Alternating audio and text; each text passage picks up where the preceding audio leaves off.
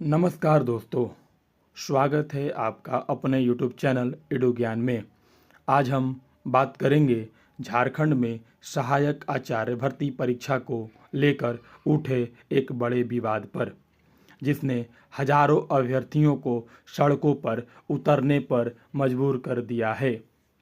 सहायक आचार्य परीक्षा के गणित और विज्ञान विषयों का रिजल्ट आने के बाद से ही विवादों का सिलसिला शुरू हो गया है। सोमवार को सैकड़ों अभ्यर्थियों ने जेएसएससी कार्यालय के बाहर जमकर विरोध प्रदर्शन किया। इनका आरोप है कि नियुक्ति प्रक्रिया में गंभीर अनियमितताएं हुई हैं। तो चलिए जानते हैं किन बिंदुओं पर अभ्यर्थी उठा रहे हैं सवाल। गणित और विज्ञान विषयों के 5008 पदों में से केवल 1661 अभ्यर्थियों को ही योग्य घोषित किया गया है।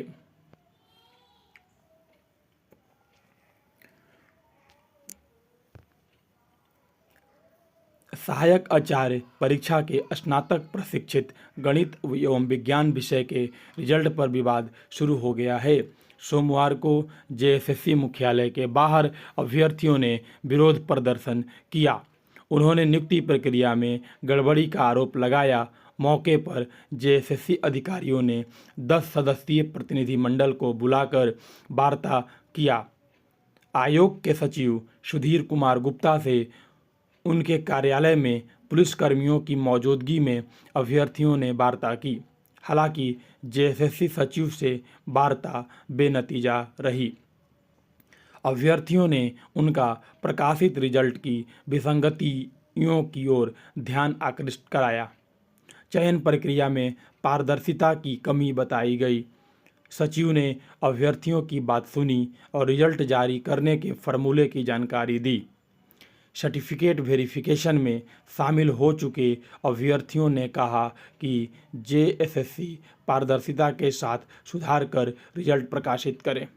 बड़ी संख्या में पद खाली है। अगर रिजल्ट जारी करने में पारदर्शिता नहीं बरती गई तो अभ्यर्थी सड़क पर उतरकर आंदोलन करेंगे। विवाद का सबसे बड़ा कारण गणित और विज्ञान विषय में बड़ी संख्या में पद खाली रहने पर भी पारा और गैर पारा शिक्षकों की कैटेगरी में सिर्फ 1661 अभ्यर्थियों को सफल घोषित करना है।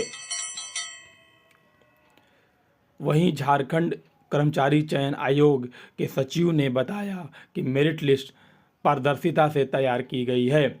उन्होंने कहा कि 1661 अभ्यर्थियों का चयन मेरिट के आधार पर किया गया है और कोई गड़बड़ी नहीं हुई है। 1000 सीटें ही खाली हैं, जिसमें कि 600 सीटों को निम्नलिखित 3 केस के कारण लंबित रखा गया है।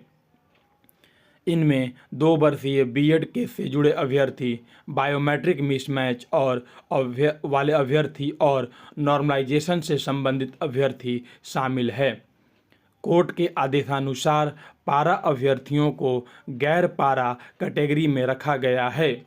सहायक आचार्य अभ्यर्थियों का फाइनल कट ऑफ मार्क्स सारे नतीजे जारी होने के बाद ही निकाला जाएगा। इन बिंदुओं पर है विवाद। गणित व विज्ञान शिक्षक के 5008 पदों में से सिर्फ 1661 अभ्यर्थियों का ही रिजल्ट क्यों निकाला गया? पारा शिक्षक अभ्यर्थियों का गैर पारा की सामान्य कैटेगरी में रिजल्ट निकाला, लेकिन रिजर्व 2200 पद खाली रह गए। 2734 अभ्यर्थियों का सर्टिफिकेट वेरिफिकेशन हुआ, लेकिन 1073 का ही रिजल्ट निकाला गया है। अब अभ्यर्थियों ने उठाए हैं जो सवाल वो निम्न है। जिनका रिजल्ट क्वालिफाइड घोषित किया गया और प्रमाण पत्रों की सफल जांच हुई, उनका मेरिट लिस्ट में नाम क्यों नहीं है? पारा शिक्षकों के लिए 50% सीटें रिजर्व हैं। फिर 50% सीट पहले से आरक्षित रहने के बाद भी ज़्यादा नंबर वाले लगभग 200 से ज़्यादा अभ्यर्थियों का रिजल्ट गैर पारा कैटेगरी में क्यों दिया गया? फाइनल मेरिट लिस्ट के बाद अभ्यर्थियों का कट ऑफ मार्क्स क्यों जारी नहीं किया गया?